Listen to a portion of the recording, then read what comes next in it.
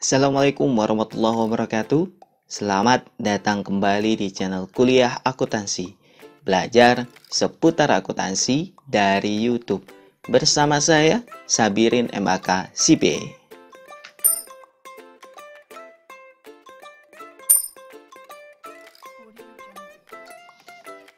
Di video kali ini, teman-teman, kita akan masuk di segmen baru, yaitu segmen akuntansi sektor publik. Di pertemuan pertama ini, kita akan membahas seputar dari karakteristik dan lingkungan sektor publik itu sendiri. Nah, kira-kira seperti apa penjelasannya? Mari kita simak bersama. Berbicara tentang akuntansi sektor publik ini, memiliki kaitan yang erat sendiri dengan penerapan dan perlakuan akuntansi pada domain publik, artinya pada domain pelayanan, domain pemerintah, berbeda dengan sektor private atau sektor swasta.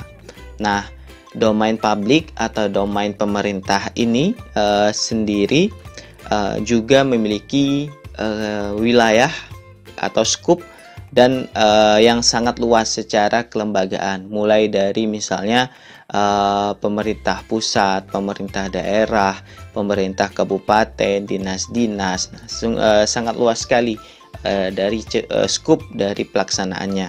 Nah, dari sudut pandang ilmu ekonomi, sektor publik ini, teman-teman, dapat dipahami sebagai suatu entitas, yang aktivitasnya itu berhubungan dengan usaha untuk menghasilkan barang atau jasa dan yang berupa pelayanan publik. Artinya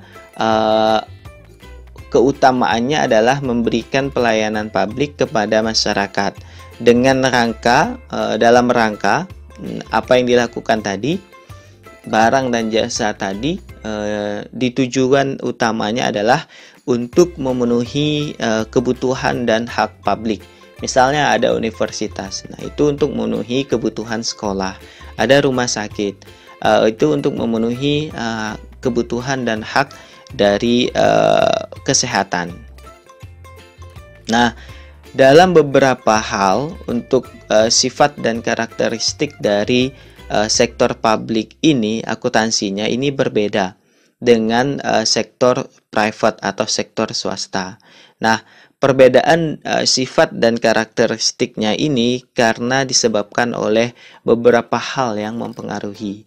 Nah, beberapa hal atau komponen itu terutama hal-hal yang bisa mempengaruhinya adalah faktor ekonomi. Di sini sektor publik itu sangat dipengaruhi oleh pertumbuhan ekonomi, inflasi, tenaga kerja, baik dari upah atau yang lainnya. Kemudian ada nilai tukar mata uang. Nah, ini kebutuhan kita terhadap mata uang asing. Kalau misalnya terutama karena kita menggunakan dolar, kalau dolarnya tinggi terus, kita akan mengalami kesulitan tentunya. Kemudian ada infrastruktur, pembangunan fisik dari misalnya jalan, gedung-gedung, dan lain-lain. Yang terakhir adalah pertumbuhan dari pendapatan per kapita. Nah, selain itu, selain faktor ekonomi, teman-teman, ada juga faktor lain yang juga mempengaruhi karakteristik dan sifat dari sektor publik ini. Ya, salah satunya adalah faktor politik. Nah, faktor politik ini disebabkan lagi oleh beberapa hal. Misalnya, hubungan dengan pihak yang berkuasa dengan masyarakatnya atau hubungan negara dengan masyarakatnya.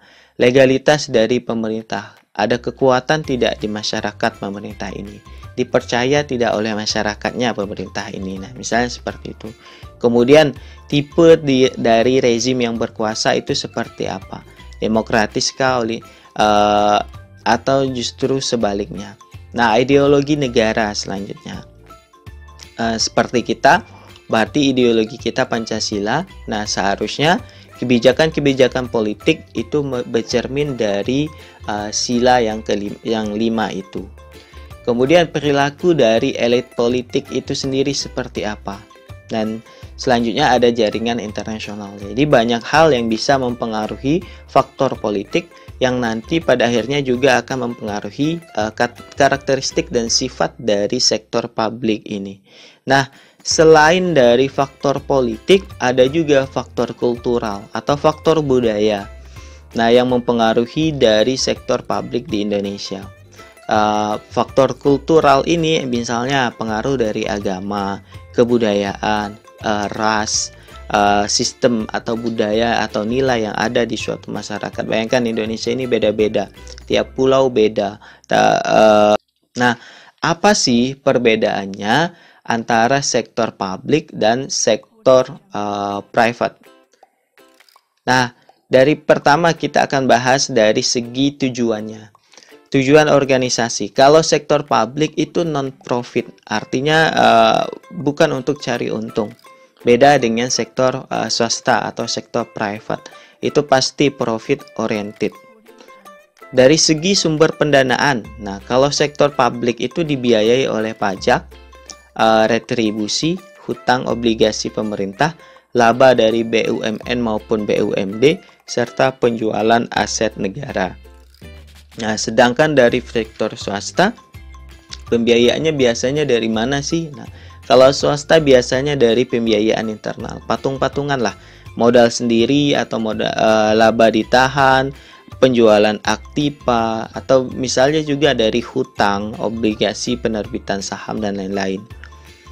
Dari segi pertanggungjawaban, nah kalau sektor publik itu bertanggung jawab kepada masyarakat melalui sidang di parlemen. Nah, nanti mereka akan bertanggung jawab di hadapan wakil-wakil kita nih di DPR, DPR RI, DPRD maupun DPR kabupaten kota. Sedangkan sektor swasta bertanggung jawab hanya kepada pemilik atau pemegang saham, juga kepada kreditor atau kepada yang minjemin uangnya aja. Kalau selain itu enggak. Dari segi struktur organisasi, sektor publik itu birokratis banget dan lebih kepada kaku dan hierarki, atas ke bawah, tidak ada istilah top button ke atas atau button ke top. Sedangkan dari sektor swasta ini sangat fleksibel.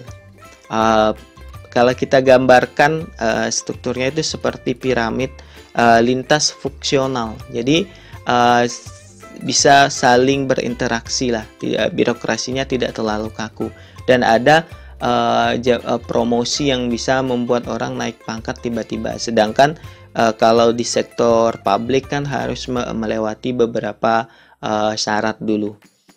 Kemudian ada karakteristik anggaran. Nah, terbuat untuk umum kalau dari sektor publik, sedangkan sektor swasta itu tertutup untuk publik.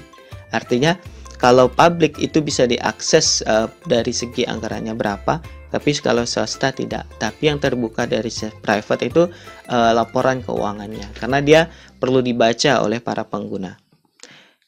Sistem akuntansinya seperti apa? Nah, ini yang akan kita bahas selama 14 pertemuan yang akan datang. Kalau sektor publik sudah accrue sebenarnya ya, sudah accrual accounting, cuman untuk beberapa masih cash accounting. Sedangkan sektor swasta ini sudah murni accrual accounting atau sistem pengakuannya. Nah, kalau ada perbedaan, nah biasanya pasti ada selalu persamaan. Di bagian mana sih persamaannya sektor publik dan sektor swasta ini? Di bagian pertama adalah di bagian integral sistem ekonomi suatu negara. Jadi keduanya sangat tergantung pada sistem dan pola dari suatu negara, private dan public itu. Jadi sebenarnya kejadian ekonomi, inflasi, politik, keduanya sangat dipengaruhi oleh dua hal itu. Jadi sama-sama lah yang mempengaruhinya. Yang kedua, masalah dari kelangkaan sumber daya. Nah, karena public dan private itu perlu tenaga, perlu sumber daya manusia. Jadi kalau misalnya sumber daya manusianya ada, ya kedua ini menjadi masalah untuk kedua bidang atau kedua sektor ini. Yang ketiga adalah proses dari pengendalian manajemen. Jadi sektor publik dan swasta ini sama-sama memerlukan pengendalian internal untuk mencegah fraud, untuk mencegah kesalahan. Dan kedua sektor ini terikat pada peraturan dan peraturan perundang-undangan atau hukum yang berlaku di suatu negara. Atau kalau di sini ya di Indonesia, kita patuh terhadap peraturan perundang-undangan yang berlaku, misalnya undang-undang korupsi, undang-undang dan yang lainnya. Di segi pertanggungjawaban, teman-teman, sektor publik ini tanggung jawabnya itu luas. Kenapa luas? Karena sektor publik itu bertanggung jawab kepada seluruh masyarakat. Artinya pemilik sesungguhnya adalah masyarakat atau 270 juta jiwa saat ini. Nah, tanggung jawabnya ini adalah kenapa tadi saya sebut luas, karena sangat banyak pemiliknya.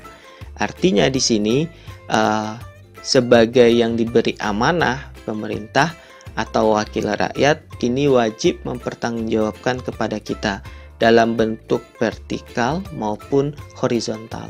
Dia kepada sesama mereka di lingkup pemerintahan, misalnya pemerintah kepada BPK, nah juga dari vertikal ke bawah, artinya ke kita, ke masyarakat, mereka juga harus mempertanggungjawabkan apa yang sudah mereka lakukan. Makanya tuh setiap tahun akan ada sidang pertanggungjawaban kepada pemerintah kepada kita melalui DPR, baik DPRD, DPRD kota, DPRD provinsi, dan DPR RI. Nah, disitulah nanti pertanggungjawaban dari pemerintah itu diterima atau ditolak.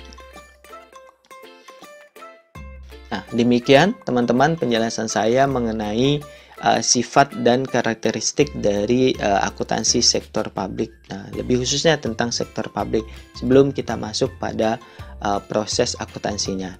Nah, mudah-mudahan apa yang saya jelaskan menjawab dari keingintahuan dan kebutuhan dari teman-teman. Sampai bertemu di video-video saya selanjutnya. Jangan lupa untuk dukung terus channel ini dengan cara like, komen, dan subscribe, serta share agar yang lain bisa tahu. Bye-bye.